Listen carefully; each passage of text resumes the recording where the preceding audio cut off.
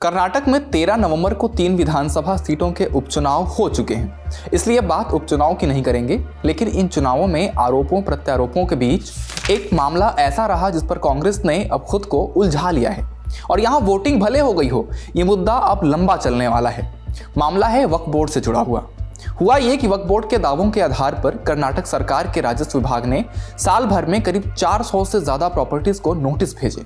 लेकिन बीजेपी का आरोप है कि सरकार किसानों की जमीन वक्फ बोर्ड को सौंपना चाहती है और ये मुस्लिम तुष्टीकरण की कोशिश है।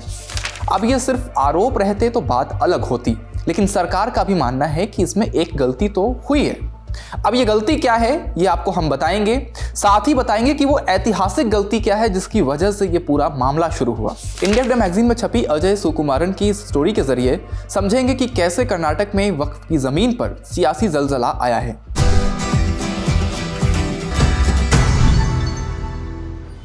नमस्ते, मेरा नाम धनंजय है और आप देख रहे हैं इंडिया टुडे हिंदी। 7 नवंबर को जगदंबिका पाल कर्नाटक के विजयपुरा जिले में गए थे। पाल संयुक्त संसदीय समिति यानी जेपीसी के अध्यक्ष हैं। जेपीसी इन दिनों विवादास्पद वक्फ संशोधन विधेयक 2024 की समीक्षा कर रही है। इस विधेयक को अगस्त 2024 में संसद में पेश किया गया था। लेकिन दिलचस्प बात यह कि जहां जगदंबिका पाल गए, वहीं 2 हफ्ते पहले बीजेपी सांसद तेजस्वी सूर्या भी गए थे। सूर्या भी जेपीसी के सदस्य हैं, लेकिन उन्होंने आरोप लगाया कि उत्तरी कर्नाटक के इस जिले की हजारों एकड़ खेती की जमीन पर वक्फ बोर्ड ने अपना दावा कर दिया है। उनका आरोप है कि कर्नाटक की सिद्धरामैया सरकार किसानों को नोटिस भेजकर और बिना उचित कानूनी प्रक्रिया के भूमि रिकॉर्ड में दर्ज दाखिल खारिज में बदलाव करके वक्फ के दावे जुड़वा रही है। इससे किसानों के लिए इस भूमि का लेन देन नामुमकिन हो जाएगा। वक्फ का सीधा सरल सा अर्थ है कि किसी संपत्ति को धर्म के काम के लिए अल्लाह को सौंप देना।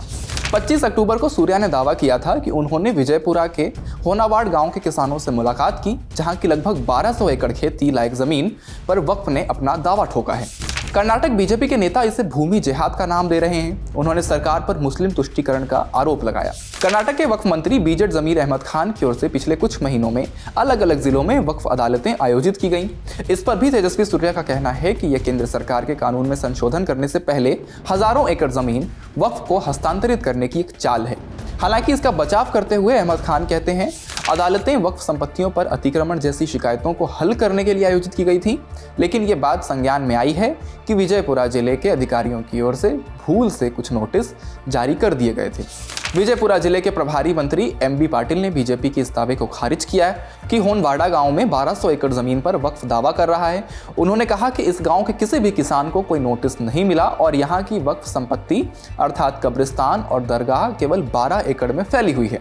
हालांकि उन्होंने ये जरूर माना कि कार्रवाई की पूरी प्रक्रिया में कुछ गलतियां जरूर हुई हैं। मिसाल के तौर पर एक गलत सर्वे नंबर के चलते 13वीं सदी की वीर शैव लिंगायत संस्था के विरक्त मठ को नोटिस जारी कर दिया गया।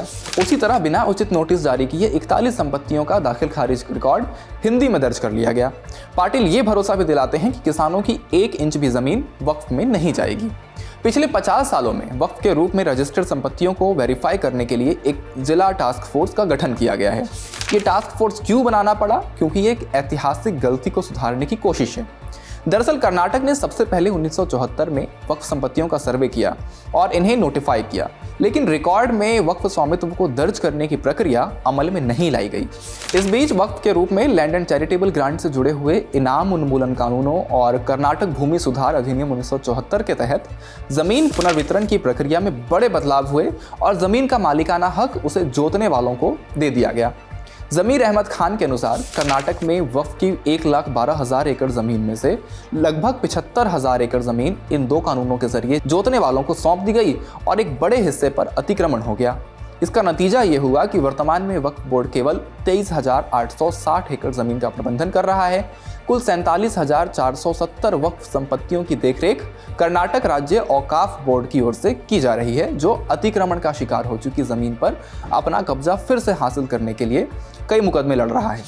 जून 2023 में कांग्रेस के सत्ता संभालने के बाद से 5 जिलों में 423 नोटिस जारी किए गए थे, लेकिन मुख्यमंत्री सिद्धरामैया ने इसी महीने 2 नवंबर को सारे वक्फ नोटिस वापस लेने के आदेश दे दिए। इसके बाद वक्फ के दावों से संबंधित सारे भूमि रिकॉर्ड के दाखिल खारिज पर रोक लगा दी गई। अब सत्तारूढ़ पार्टी ये भी साबित करने की कोशिश कर रही है कि यह गलती दरअसल बीजेपी के कार्यकाल में हुई थी। 8 नवंबर को एमबी पाटिल ने कुछ रिकॉर्ड जारी किए जो ये जाहिर करते थे कि कर्नाटक में बीजेपी के पिछले 2 कार्यकालों के दौरान भूमि रजिस्ट्री में इसी तरह के दाखिल खारिज नियमित रूप से किए गए थे। इसके अलावा भाजपा सरकार ने वक्फ संपत्तियों की सुरक्षा के लिए 2021 में जिला स्तरीय टास्क फोर्स का गठन किया था। अब वक्फ को लेकर राजनीतिक पार्टियां आमने सामने हैं। इस बीच वक्फ संपत्तियों के प्रशासन और प्रबंधन में सुधार के लिए केंद्र सरकार वक्फ संशोधन विधेयक 2024 लेकर आई है, जिसे संसद में पेश किया जा चुका है और फिलहाल ये संयुक्त संसदीय समिति यानी जेपीसी के पास समीक्षा के लिए है। ये विधेयक अधिनियम 1995 के वक्फ अधिनियम के संशोधन के रूप में लाया गया है। आपका इस पूरे मामले पर क्या मानना है, हमें कमेंट बॉक्स में अपनी राय जरूर बताएं। इस वीडियो में फिलहाल इतना ही। शुक्रिया। इसी तरह की तसल्ली से भरी हुई एक्सक्लूसिव रिपोर्ट्स देखने के लिए सब्सक्राइब करें इंडिया टुडे हिंदी का यूट्यूब चैनल और बेल आइकन जरूर प्रेस करें ताकि वीडियो अपलोड होते ही आपको खबर हो जाए।